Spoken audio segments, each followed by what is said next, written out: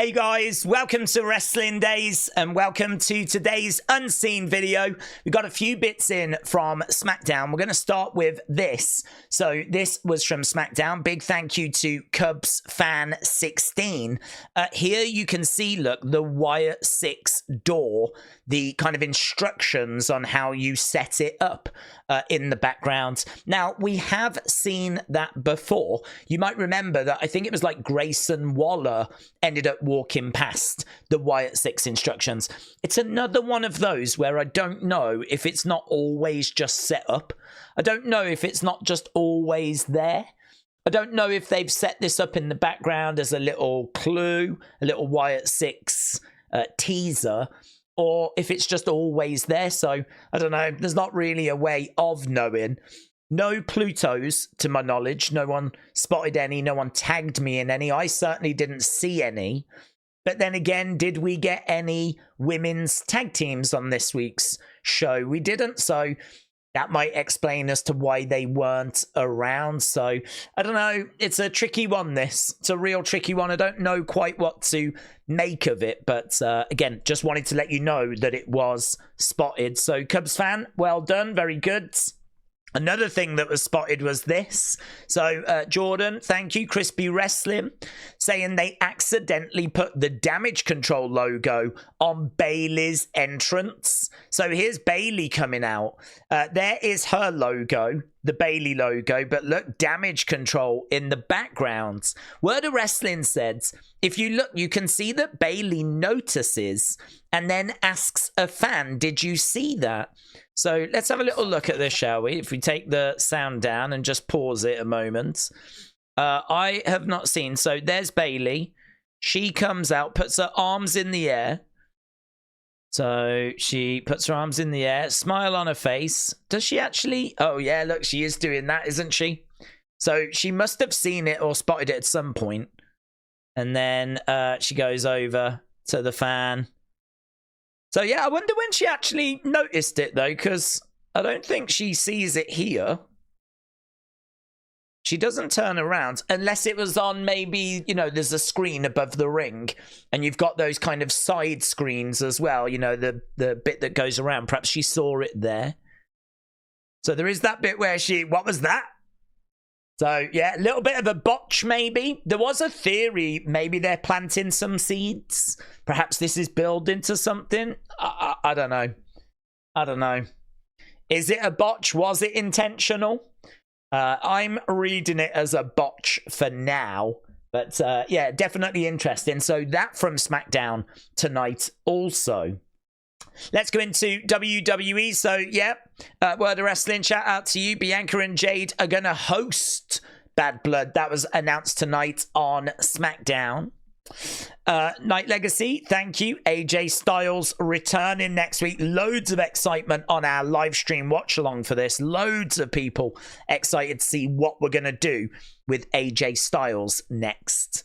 Then we've got this footage. I want him out of the hole because I want these people here. I'm walking through the people. You just want to go here. Hey! Guys! Let's go, Oos.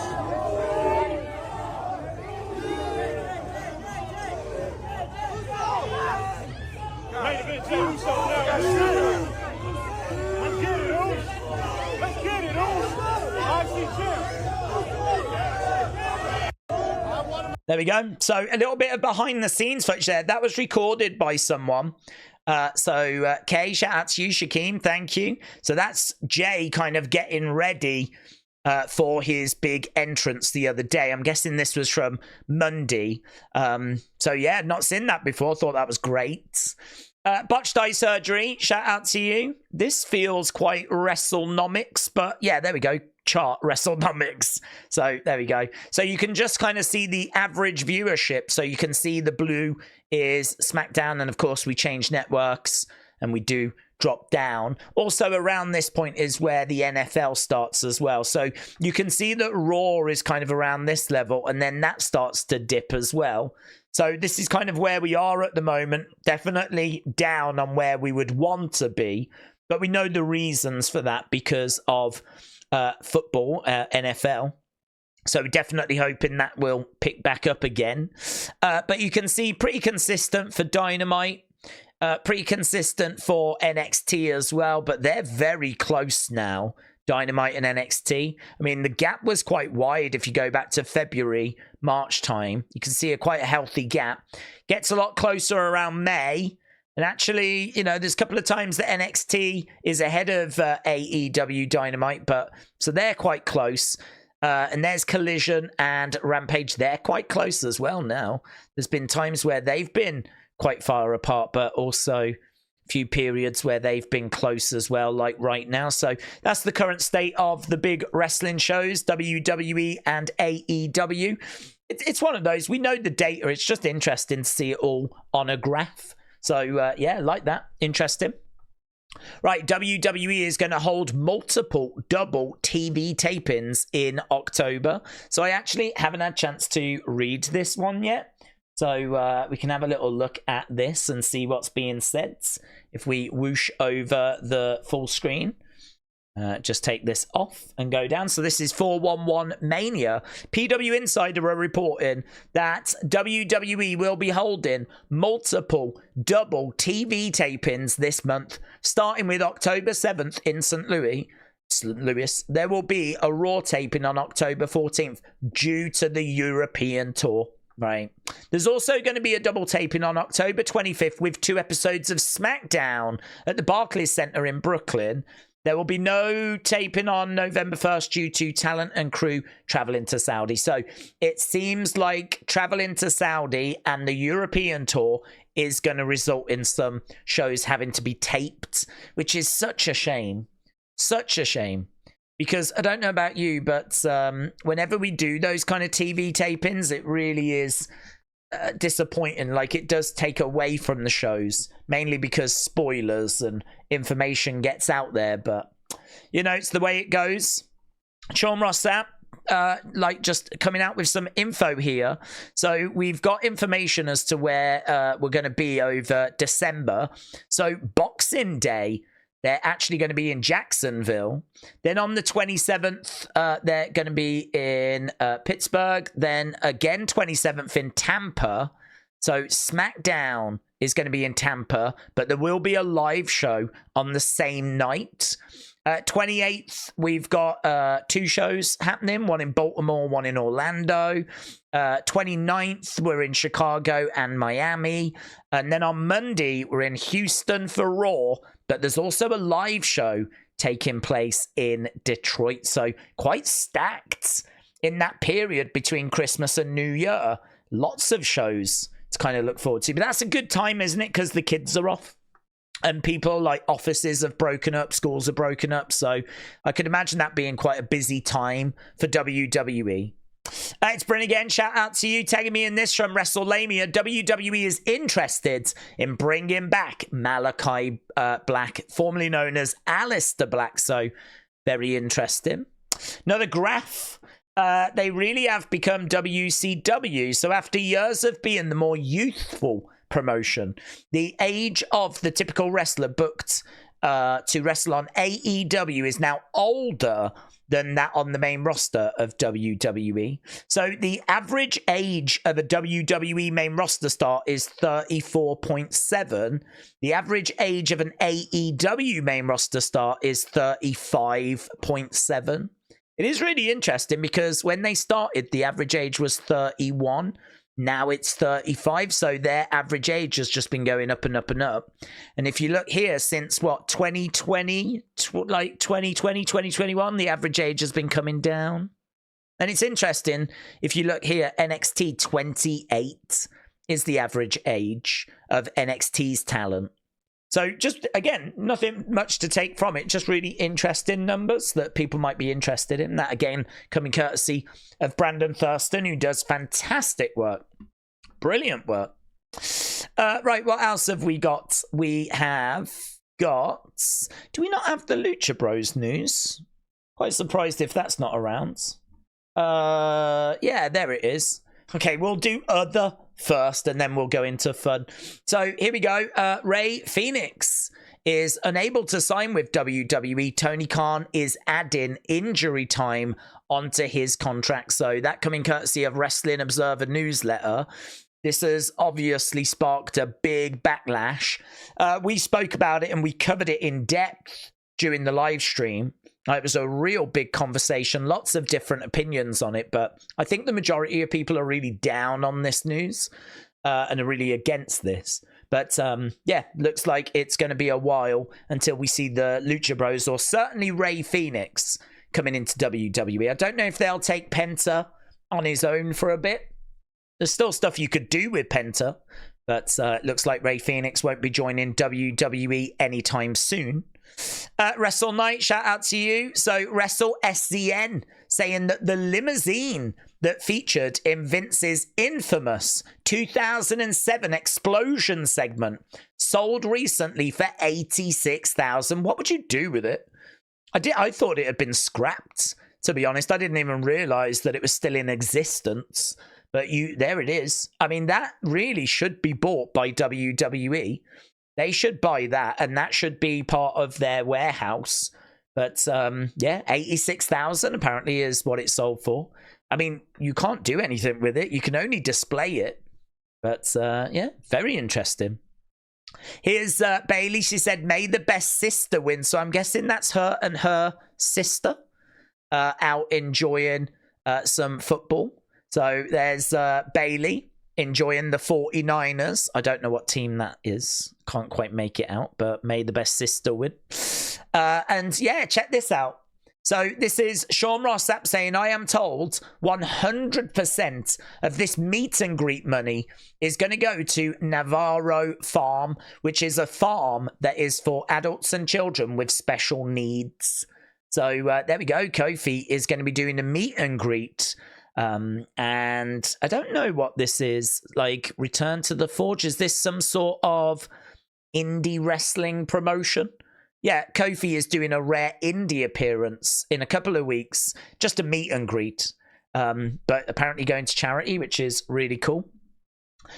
Fade just saying that Nikkita Lyons is back from injury. James mentioned it on our live stream. Nikkita back at a live event. So Night Legacy, shout out to you. Yeah, and this is a little bit of a walk, but I thought this was interesting. So Mia Yim seeks Retribution. Now, you might remember Retribution were a group in WWE. So Mia Yim seeks Retribution. She used to be in that group, right? So this didn't just catch a few people's attention. It caught mine earlier, but it also caught Dijak's. Dijak was like, seek this ratio, right? Because he was in that group and it was not a good time for them. So he's having a little pop here at the fact they used the word retribution, right? Problem is, Piper Niven saw this and she's not someone that shies away when it comes to like online beef. So she said, you should seek the dirt sheets. Oh, wait, right? Now, the reason she said that is because when Dijak was released, there was a big rumor that went around. The reason that he was let go wasn't because he wasn't a good wrestler. He is a great wrestler, but it's because he talks to the dirt sheets. He is a leak. He is someone that passes on all those spoilers. I don't know that's true, by the way. I think actually Sean Ross Sapp came out and said, no, it's not true. So I think Sean Ross Sapp came out and went, no, there's no truth to that. But that was a rumor that did the rounds when Dijak was let go. So here's Piper going, you should seek the dirt sheets. Oh, wait, right? So I think this concerned Dijak a little bit. I think he was like, oh, hang on, this is going down a road that it shouldn't be going down. So he was like, it was the Retribution reference. Me and Maya were in a group called Retribution. It was poorly received. So he's just trying to go, hang on, no, this is no shade on you. I'm actually having a pop at this word being used. So he's trying to like explain it here because this is kind of going wrong, right? And Piper goes, I know, I was just trolling. Sean Ross Sapp jumped in as well. He was like, hear me out. I think both of you should seek out the dirt sheets. So Sean jumping in as well, putting in his thoughts. So erase your mind. Thank you. I just thought that was really interesting watching that unfold. That was all happening during SmackDown. So there we go. That was that. So that was the other folder. We've only got one more folder, and it's the fun folder. So it's Bryn again. Shout out to you. Seth here, Joseph saying, this is Tonga Loa trying to climb that ladder next week. So next week we do have the Bloodline, Street Profits, DIY, triple threat ladder match. So let's have a look, see how Tonga Loa's getting on, shall we? Trying to climb the ladder. Yeah, checks out. Right, Tony, shout out to you. Here, look, we've got Jay trying to really connect with Rhea Ripley even more. So, loving this. Was this actually... Yeah, it was. It was Jay that actually retweeted that out on Instagram, reposted it, that is like, stop. So that is Jay trying to kind of really connect and share interests and share kind of the presentation, if you will. Go a bit emo and connect with Rhea. So he's loving it, though. He's loving it. So Tony, thank you. Oh, this is fun. Wrestle night. So this is from Matt Cardona. This is good.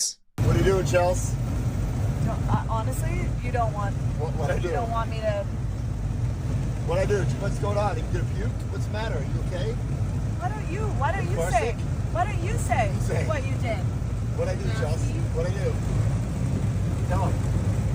Chels, this video's too long. You gotta say it. You're not wearing your wedding ring. You farted. What are you doing, Chels? Honestly, I thought that you took her out for a meal at first and they had some bad food or something, and now she was like feeling sick. I thought it was like a bad date or something. So at the end when she goes, he farted. It cracked me up, man, the first time I saw that. Cracked me up. PQM said, what the is this?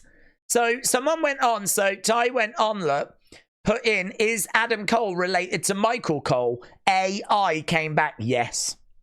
Adam Cole and Michael Cole are father and son. Listen, if it's on the internet, it has to be true.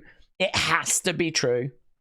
And Dave, shout out to you. You know how I love these old adverts. Well, it's hard to love anything more than the Wrestling Buddies. So let's wrap things up, shall we, with this Wrestling Buddy commercial, 1990s. Go! Let's check it out. Introducing the newest WWF Wrestling Buddies. Big Boss Man and Jake the Snake Roberts. Clunk 'em, bonk 'em. Wrestling Buddies want to be your buddy. Buddy, what's going on? Nothing, officer. Body slam! Hey, where's the wise guy? Big Boss Man! Murphy. What's going on? Nothing, Sarge. Big Boss Man and Jake the Snake Roberts, the newest WWF Wrestling Buddies from Tonga, each sold separately. Don't like how that ends. I don't like how. So the policeman goes in, he starts getting like beaten up and attacked, and then he like starts enjoying it, and he's like, nothing, Sarge. I'm having a good time. Leave me alone. Perv. So 1991, that apparently 1991. But I had a couple of wrestling, but I didn't have the policeman. I had a couple of the Wrestling Buddies though. I would have loved the Jake one. I never had the Jake one. I think I did have Warrior, Hogan. Don't think I had Boss Man. But, and I definitely didn't have Legion of Doom. They made Legion of Doom as well. But I did have a couple. I think long gone, unfortunately. But really good. Really like that. The only other thing I wanted to say is that Naomi, of course, did wear the Uno gear tonight. If I put in Naomi WWE, please don't have like some sort of sex thing come back. I'm doing this live. Oh, hello, what's this? EO defeated Naomi and is heading to the finals of WWE Speeds. That was 44 minutes ago. Spoiler. Spoiler. There we go. There's her Uno gear. You might remember that we looked, didn't we, on Unseen. And she was asking people what gear to wear. It was the Uno gear that she wore, which I thought was so good. It looked really, really good. So there we go. That was today's Unseen. I hope you enjoyed it, my friends. We'll, of course, have another one for you tomorrow. Appreciate all the support, and I will see you again next time. Bye for now.